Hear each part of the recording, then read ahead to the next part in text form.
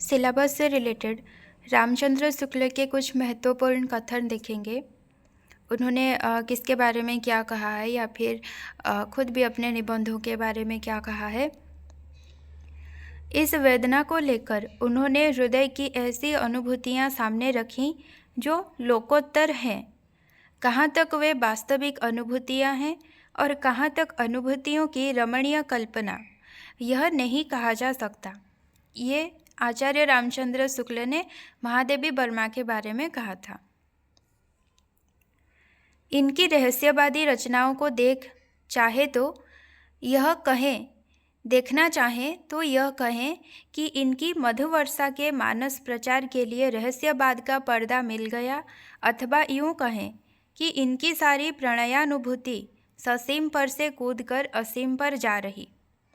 शुक्ल जी ने जयशंकर प्रसाद के बारे में कहा था, इसमें कोई संदेह नहीं कि कबीर को राम नाम रामानंद जी से ही प्राप्त हुआ, पर आगे चलकर कबीर के राम रामानंद से भिन्न हो गए। ये शुक्ल जी ने कबीर के बारे में कहा था। बैर क्रोध का आचार्य मुरब्बा है, ये अक्सर पूछा जाता है और आप पढ़े भी होंगे क्रोध निबंध में। शुक्ल जी ने खुद लिखा है कि बैर क्रोध का आचार्य मुरब्बा है। बिहारी की भाषा चलती होने पर भी साहित्यिक है, ये शुक्ल जी ने बिहारी के बारे में बोला था। जिस कवि में कल्पना की समाहार शक्ति के साथ भाषा की समाहार शक्ति जितनी अधिक होगी, उतनी ही वो मुक्तक की रचना में सफल होगा। तो मुक्तक की रचना में सफल होगा, ये शुक्ल जी ने बिहारी और बिहारी सतसई के बारे में कहा था। इसमें तो रस के ऐसे छींटे पड़ते हैं जिनसे हृदय कलिका थोड़ी देर के लिए खिल उठती है। रस के ऐसे छींटे याद रखिएगा, शुक्ल जी ने कहा था बिहारी और बिहारी सतसई के बारे में। कविता उनकी श्रृंगारी है, पर प्रेम की उच्च भूमि पर नहीं पहुंचती, नीचे ही रह जाती है। ये भी बिहारी और बिहारी सतसई के बारे में शुक्ल जी ने कहा था। कबीर ने अपनी झाड़ फटकार के द्वारा हिंदुओं और मुसलमानों की कट्टरता को दूर करने का जो प्रयास किया, वो अधिकतर चिढ़ाने वाला सिद्ध हुआ, हृदय को स्पर्श करने वाला नहीं। ये कबीर के बारे में शुक्ल जी ने कहा था। गोस्वामी जी की भक्ति पद्धति की सबसे बड़ी विशेषता है उसकी सर्वांग पूर्णता। तो गोस्वामी जी के बारे में सर्वांग पूर्णता के बारे में किसने कहा था? शुक्ल जी ने। रामचरितमानस को लोगों के हृदय का हार कहा है, किसने? रामचंद्र शुक्ल जी ने। हम निसंकोच कह सकते हैं कि यह एक कवि ही हिंदी को प्रौढ़ साहित्यिक भाषा सिद्ध करने के लिए काफ़ी है। ये एक कवि कौन है? तुलसीदास हैं। किन्होंने कहा था? रामचंद्र शुक्ल ने, कि तुलसीदास ही यही एक कवि क्या कर सकते हैं? हिंदी को प्रौढ़ साहित्यिक भाषा सिद्ध करने के लिए काफ़ी हैं। ठीक है, प्रौढ़ साहित्यिक भाषा याद रखिएगा। तुलसीदास के बारे में शुक्ल जी ने कहा था।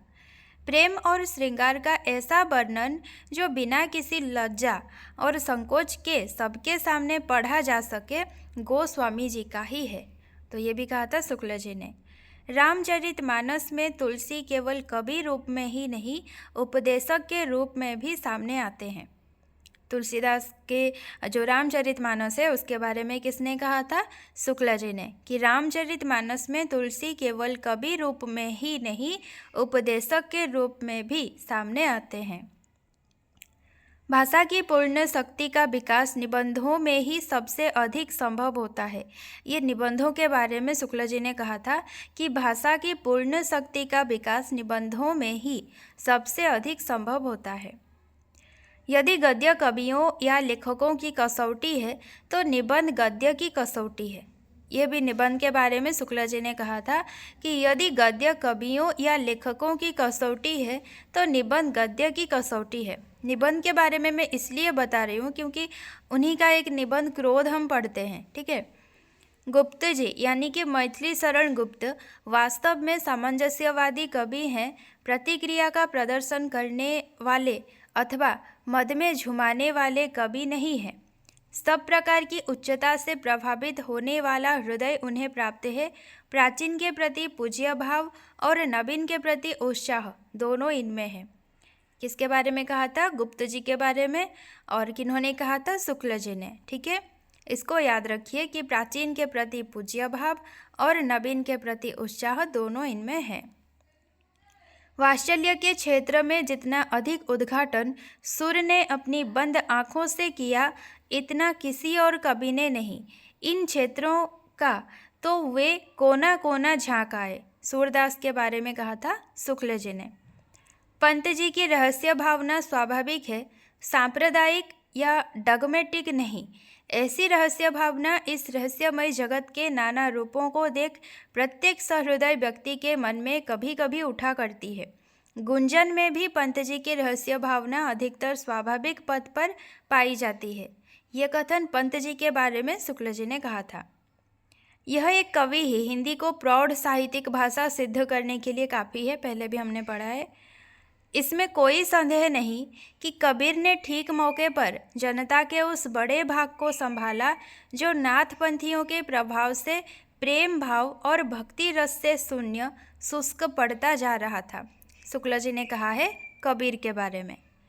हिंदू हृदय और मुसलमान हृदय आमने सामने करके अजनबीपन मिटाने वालों में इन्हीं का नाम लेना पड़ेगा। किनका नाम? कबीर का नाम। किन्होंने कहा है? शुक्ल जी ने। इसका एक एक दोहा हिंदी साहित्य में एक एक रत्न माना जाता है। किनका?